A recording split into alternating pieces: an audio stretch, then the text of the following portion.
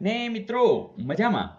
મિત્રો રિઝનિંગની અંદર ઘણા બધા વિભાગોની અંદર આ પ્રશ્નો હોય છે, જેમ કે પ્રાઇમરી સ્કૂલની અંદર જે 8મા ધોરણના વિદ્યાર્થીઓ માટે શિષ્યવૃત્તિની પરીક્ષા NMMS એ લેવાયેલી, તો એની અંદર પૂછાયેલો આ પ્રશ્ન તમારા માટે રેડી છે કે આકૃતિમાં કેટલા ચોરસ છે. આ તમારે ચોરસ શોધવાનો છે. બીજો પ્રશ્ન આવ્યો છે આકૃતિમાં કેટલી લાઈનો છે. લાઈનો એટલે સીધી રેખા, સીધી રેખાઓ કેટલી છે. તો આ બંને પ્રશ્નો છે. તો વિડીયો સ્ટોપ કરો અને ટ્રાય કરો. તો મિત્રો તમે ટ્રાય કરી લીધી હશે અને તમારો જવાબ સાચા પણ હશે. ખાલી તમારે બસ કોમેન્ટ્સમાં લખી નાખજો. પણ કેટલા સમયમાં જવાબ આવ્યો એ બહુ મહત્વનું છે. હવે જો આ સહેલા જ પૂછાય, કારણ કે 8મા ધોરણના લેવલના છે, પણ સાચા પડવા જોઈએ. જેમ કે કેટલા ચોરસ છે, તો તમને ખ્યાલ છે કે જ્યારે તમે આ રીતે આમ કરો છો, એક ચોરસ તો છે જ, પણ આમ કરો તો બીજા 1 2 3 4 એટલે 5 ચોરસ બને છે. એટલે 5 અહીંયા છે, આ 6 7 8 અને 9. તો અહીંયા જે પહેલો છે એનો જવાબ આવશે 9. એ જ રીતે કેટલી લાઈનો છે, તો લાઈન માટે મેં તમને એક શોર્ટકટ આપી હતી કે તમારે શું કરવાનું, પહેલા આવી જ લાઈન જુઓ. તો 1 2 3 અને 4, બરાબર. જો આ 1 આ 2 આ 3 અને 4, હજી એક રહી ગઈ 5. તો જો અહીંયા 5 છે તો એ જ રીતે ઊભી પણ એટલી જ હશે, કારણ સિમેટ્રિક છે. 1 2 3 4 અને 5, તો બસ 5 ને 5 10, તો જવાબ આવી જશે 10. તો મજા આવી દોસ્તો. તો આવું પૂછાયેલું, અને ગઈકાલે પણ એની એક્ઝામ હતી જ, તો પેપર્સ આવશે તો હું નજર કરી અને તમારા માટે મૂકીશ. તો આવું કંઈ કે જેની અંદર આ પ્રકારનું પૂછાયેલું. મિત્રો એક અગાઉ પૂછાયેલો હજી હોમવર્કમાં આપી દઉં. પણ એ પહેલા લાસ્ટ ટાઈમનું આપણે હોમવર્ક. પ્રશ્ન કંઈક આવો હતો કે સીધી લીટીઓ કેટલી. તો મેં તમને અગાઉ વાત કરી હતી એમ કે પહેલા આમ છે ને ઊભી લીટી કેટલી છે જોઈ લેવાની, પછી આમ કેટલી છે એમ જોઈ લેવાની, પછી આમ ક્રોસમાં છે કેટલી છે, આમ ક્રોસમાં કેટલી છે, એટલે મોટા ભાગનું ક્લિયર થઈ જશે. જેમ કે અહીંયા જુઓ, જો આ એક ઊભી લીટી પહેલા આપણે આવી ચેક કરી, તો આ 1, પછી જો આ ઊભી છે 2, આ 3, આ 4, આ 5, આ 6 અને 7.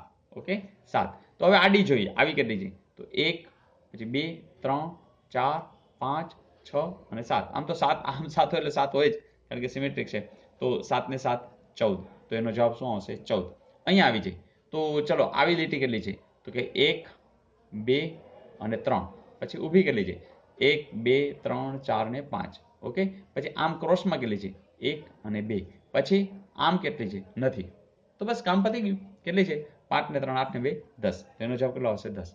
તો મોટાભાગના આ જવાબ સાચા હશે જ. અને સાચો જવાબ પડે ને એટલે બહુ આનંદ આવે. સાચી વાત ને?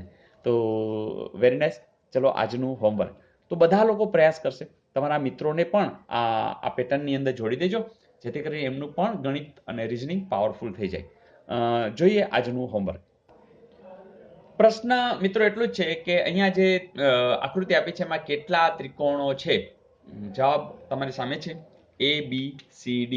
તો જરૂરથી જવાબ લખી નાખજો, કોમેન્ટ્સમાં લખી નાખજો, અને કેટલી સેકન્ડમાં તમારો જવાબ આવ્યો એ પણ લખજો, જેથી કરીને તમારો કોન્ફિડન્સ પણ અપ રહેતો રહે. તો મજા આવી દોસ્તો, ધેટ્સ ગુડ. તો મિત્રો રોજ આટલું કામ કરશું તો આપણે સ્વાભાવિક છે રોજ આગળ વધી જ છીએ અને વધતા રહેશું.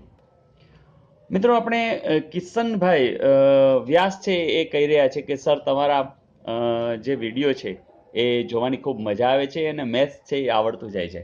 તો ધેટ્સ ગુડ કિશનભાઈ. બસ બધા વિડીયો જોશો તો મેથ્સના તમે પાવરફુલ બની જશો.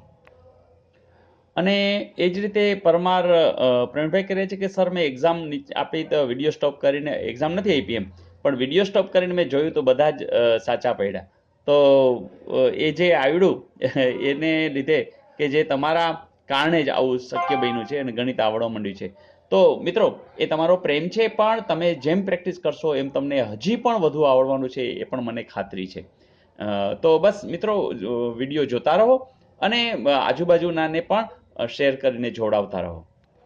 એ જ રીતે દલસાણિયા વિષ્ણુભાઈ કહી રહ્યા છે કે સર મેં તમારા લગભગ તમામ વિડીયોઝ કવર કરી લીધા છે અને તેથી હવે મને MBAની ડિગ્રી મળી ગઈ છે. Thanks sir. તો મિત્રો મને એટલી ખાતરી છે કે તમે બધા વિડીયો જોઈ લેશો તો તમે આના માસ્ટર બની જ જવાના છો, અને કેટલાક લોકો બની ગયા છે. તો ધેટ્સ ગુડ. બસ મિત્રો આનંદથી કામ કરતા રહીએ, આગળ વધતા રહીએ, બધાને જોડતા રહીએ. આવતીકાલે નવી તૈયારી સાથે મિલતે હૈ બ્રેક કે બાદ. આવજો.